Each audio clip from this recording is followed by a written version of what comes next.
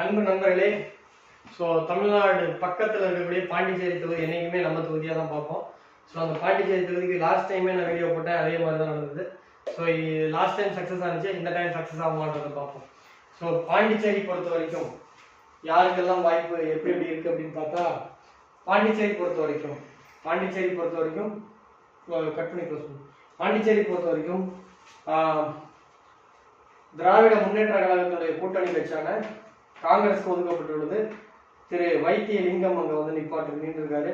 அவர் வந்து பார்த்தீங்க அப்படின்னா 5/10/1950 கடலூரில் பிறந்தவர். அவர் நம்ம தமிழ்நாட்டில் பிறந்து அங்கே நிற்கிறாரு. பாரதிய ஜனதா கட்சியின் சார்பாக திரு நமச்சிவாயம் அவர்கள் நிற்கிறார். அவர் வந்து பார்த்தீங்கன்னா 8/9/1960 பிறந்தவர். அவர் வந்து ஃபர்ஸ்ட் வந்து பார்த்தீங்கன்னா 2001 2006 ஒழுக்குடி அப்படின்ற ஊர்ல எம்எல்ஏ இருந்திருக்காரு. 2006 2011 திரும்ப ஒழுக்குடியில ஜெயிச்சிருக்காரு. 2011 16 விழிச்சூர்ல, 2016 21 மண்ணடி அப்படின்றதுல வின் பண்ணியிருக்காரு. இவர் வந்து இந்தியன் நேஷனல் காங்கிரஸ், தமிழ் மாநில காங்கிரஸ், புதுச்சேரி மக்கள் காங்கிரஸ், மறுமலர்ச்சி திராவிட முன்னேற்ற கழகம் 1 2 3 4 5 கட்சி மாதிரி இப்போ வந்து பாரதிய ஜனதா கட்சியில் இருக்காரு. ஸோ அவருடைய ஜாதகம் அந்த மாதிரி ஜாதகம். அவர் வந்து லக்கணத்தில் 3 கிரகம் இருக்கும் பொழுது அந்த மாதிரி தான் மாறுவாங்க. இவர் வந்து வைத்தியலிங்கம் திரு காங்கிரஸ்ல இருக்காரு.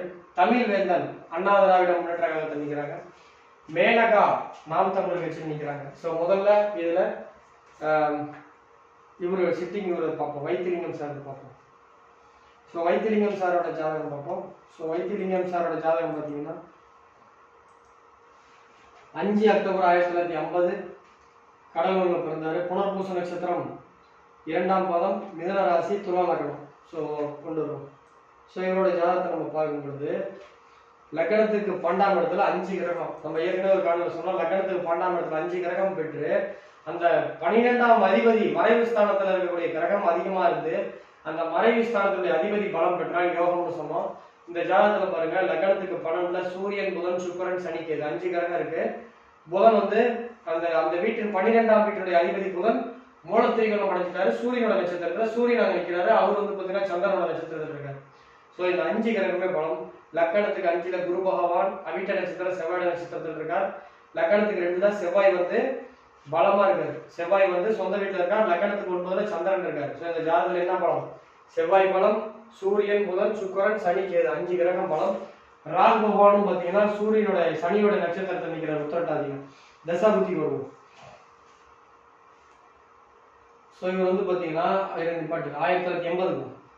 1980 நாட்டாப்பாக்கம்ல இவர் தோக்குறாரு. அப்ப இவர் கேது.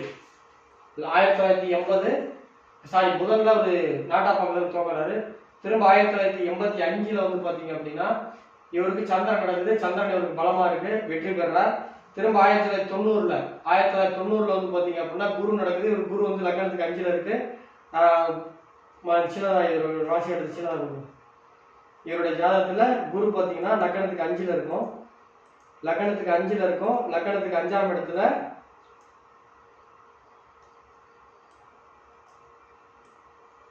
இவருங்க லக்னத்துக்கு 5ல இருக்கு. குரு வந்து செவ்வாயோட நட்சத்திரத்தில் இருக்கார். செவ்வாய் வந்து சொந்த வீட்டுல இருக்கார். திரும்ப 1990 ஜெயிக்கிறாரு. திரும்ப 1991 உடனே எலெக்ஷன் வருது. அதே தசாபுத்தியில வருது 91. அதுலயும் ஒரு அதே தசாபுத்தி குரு தான் வந்து வெற்றி பெறார். திரும்ப 96 வந்து பாத்தீங்கன்னா சூரியன் லக்னத்துக்கு 12ல பலம் வெற்றி. திரும்ப 2001 புதன் லக்னத்துக்கு 12ஆம் இடத்துல உச்சம் வெற்றி. அதுக்கப்புறம் 2011 காமராஜ் நகர்ல நிற்கிறாரு. 2011 வந்து பாத்தீங்க அப்படின்னா மறுபடியும் ராகு வருது. ராகு வந்து குருவோட நட்சத்திரத்தில் இருக்கார், அதுவும் வெற்றி. திரும்ப 2016 நிற்கிறார், வெற்றி. 2019 புதுச்சேரியில் நிற்கிறார், அதுவும் வெற்றி. ஸோ இவருடைய ஜாதகத்துல 1980 அப்புறம் தோல்வியே கிடையாது. அடுத்து நமச்சிவாயம் சாரோட ஜாதகம் பார்க்கலாம்.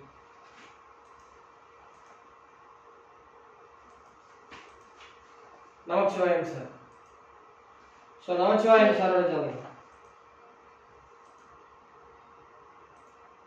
ஸோ நமச்சிவாயம் சார் பார்த்தீங்கன்னா 8/9/1969.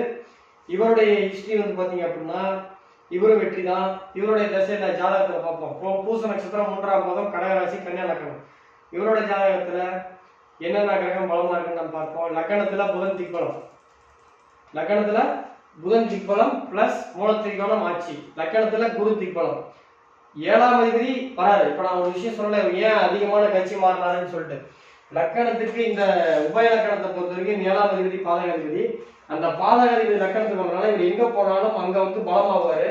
இவருடைய வளர்ச்சி பிடிக்காம இவருடைய மேல இருக்கவங்களாம் அமுக்குவாங்க.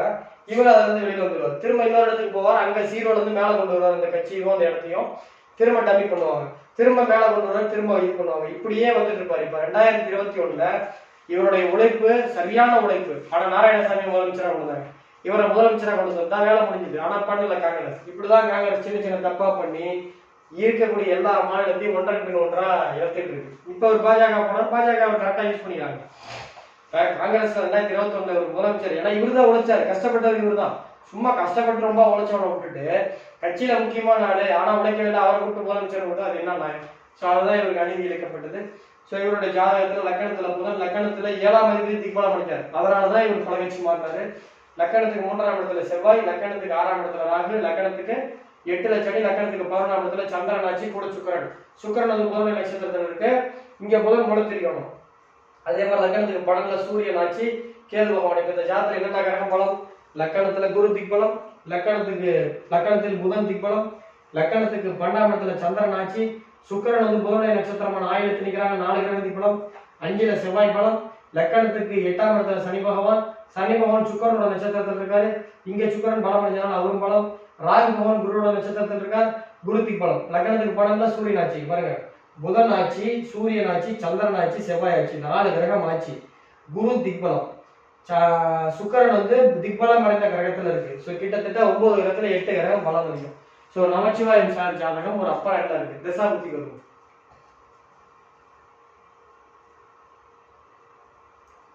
ஸோ இவரோட வெற்றி பெற்ற காலங்கள் எல்லாமே வந்து பாத்தீங்கன்னா 2001 இருந்து 2006 அப்போ வந்து திசா புத்தி பாருங்க. 2001 சனி, இவருக்கு சனி வந்து பலமா இருக்கு. இவருடைய ஜாதகத்துல சனி பகவான் வந்து பாத்தீங்கன்னா லக்னத்துக்கு 8ல இருந்தாலும் அவர் வந்து பாத்தீங்க அப்படின்னா சுக்கிரனோட நட்சத்திரத்தில் இருக்காரு, பலம் வெற்றி.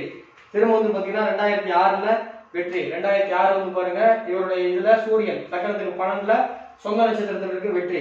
திரும்ப 2011ல ராகு புத்தி. ராகு நம்ம இவருக்கு அது மட்டும் தான் பழகினோம். அப்ப இவருக்கு ஆப்போசிட்ல இருந்தவங்க இவரோட வீக்காக இருப்பாங்க, வெற்றி. அதுல கம்மி வாக்கு வித்தியாசம் தான் ஜெயிச்சிருந்திருப்பாரு. திரும்ப 2016ல சனி அதிபதி வெற்றி. திரும்ப 2000 ஓகே, இதுதான் இவரோட ஹிஸ்டரி. ஸோ இந்த 2 பேரோட ஜாதகத்தை பார்க்கும் பொழுது இவங்க 2 பேரோட ஜாதகமும் பலமா இருக்கு. அவருக்கு 6-7 கிரகம் திக்பலம், இவருக்கும் கிட்டத்தட்ட 7 கிரகம் திக்பலம். ஆனா திசா புத்தியில 2024ல பாத்தீங்கன்னா இவருக்கு ராகு நடக்குது. ஏற்கனவே ராகுல வெற்றி. ராகு இப்ப கோச்சாரத்துல லக்கணத்துக்கு 7ல வந்திருக்காரு, லக்கணத்துல குரு வந்திருக்காரு. பிளஸ் எலெக்ஷன் டைம்ல சனி மேல குரு இருந்தாரு. இந்த கோச்சார அடிப்படையில் வச்சு பார்க்கும்போது திரு நமச்சிவாயம் சார் ஒரு சின்ன லீடு எடுக்கிறாரு. மறுபடியும் இதுக்கு வந்து ஸோ நமச்சிவாயம் சார் ஒரு சின்ன லீடு எடுக்கிறாரு. ஸோ இந்த தொகுதியை பொறுத்த வரைக்கும் 2 பேரோட ஜாதகம், வைத்திலிங்கம் சார் ஜாதகமும் பலமா தான் இருக்கு. நம்ம நமச்சிவாயம் சார் ஜாதகம் பலமா இருக்கு. ஆனா கோச்சாரத்துல வைத்திலிங்கம் சாரோட ஜாதகத்தோட நமச்சிவாயம் சார் ஒரு படி லீடு இருக்கிறதுனால இந்த தொகுதியில வெற்றி பெறக்கூடிய வாய்ப்பு. புதுச்சேரியில பாரதிய ஜனதா கட்சி வெற்றி பெற்று நமச்சிவாயம் சார் மத்திய அமைச்சராக போறார். இதுவே என்னுடைய முதல்ல எம்பியாக போறார். அதன் பிறகு வலுவான போர்ட்போலியோ. நாராயணசாமி சார் வந்து பிரதமர் நிர்வாகத்துறை அமைச்சராக இருந்தார். அது மாதிரி ஒரு பலமான அமைச்சராக போறார். அமைச்சருக்கு அட்வான்ஸ் வாழ்த்துக்களை தெரிவித்துக் கொள்வதில் ஸ்ரீ பாலாஜி ஜோட ஆராய்ச்சி மையம் பெருமிதம் கொள்கிறது. நமச்சிவாயம் சார் நீங்க மினிஸ்டராக போறீங்கன்றத நான் 2 நாளைக்கு முன்னாடியே சொல்றேன். அதுக்கான வாய்ப்புகள் அதிகமா இருக்கு. ஸோ நீங்க தான் பாண்டிச்சேரியில் ஜெயிக்கிறதுக்கான வாய்ப்புகள், ஜாதக ரீதியாக வாய்ப்புகள் அதிகமா இருக்கு. ஸோ உங்களுக்கு வாழ்த்து சொல்வதில் பெருமகிழ்ச்சி செய்கிறேன். நன்றி, வணக்கம். ஸோ பாண்டிச்சேரியில் இருக்கக்கூடிய இந்த யார் வீடியோ பார்த்தாலும் உங்க தமிழ்நாட்டில் இருக்கவங்க யாராவது வீடியோ பார்த்தா பாண்டிச்சேரியில் இருக்க அவங்க நண்பர்களுக்கு வீடியோ ஷேர் பண்ணுங்க. பாண்டிச்சேரியில் இருக்க எந்த கட்சியாக இருந்தாலும் சரி இந்த சேனலை சப்ஸ்கிரைப் பண்ணுவீங்க. இந்த எலெக்ஷன் முடிஞ்சு உலக கோப்பை முடிஞ்சதுக்கு அப்புறம் தமிழ்நாட்டில் உங்களுடைய ஜாதகம் அரசியலுக்கு ஏற்ற ஜாதகமான்ற மாதிரி ஒரு சீரியஸ் போட போறேன். அது ரொம்ப நல்லா இருக்கும். அந்த உங்க ஜாதகத்தை வச்சுட்டு அந்த வீடியோ நீங்க ஒரு அடுத்த 8 வாரம் டெய்லி ஞாயிற்றுக்கிழமை ஒரு மணி நேரம் ஒரு 24 வீடியோ, 24 வாரம்னா ஒரு 4 மாசம் ஞாயிற்றுக்கிழமை 1 ஹவர் ஒதுக்கி நீங்க அந்த வீடியோ பார்த்தீங்கன்னாவே உங்களுடைய ஜாதகம் அரசியல் கேட்ட ஜாதகமா, கவுன்சிலர் அளவுக்கு இருக்கா, ஒரு ஒன்றிய தலைவர் இருக்கா, எம்எல்ஏ அளவுக்கு இருக்கா, அல்லது ஒரு மேயர் அளவுக்கு இருக்கா, அல்லது எம்பி ஆகிறதுக்கு வாய்ப்பு இருக்கா, மத்திய அமைச்சராகிறதுக்கு வாய்ப்பு இருக்கா, மாநில அமைச்சராக வாய்ப்பு இருக்கா, அந்த மாதிரிலாம் உங்கள் ஜாதகத்தை நான் போட்டு வச்சு சொல்லுவேன்.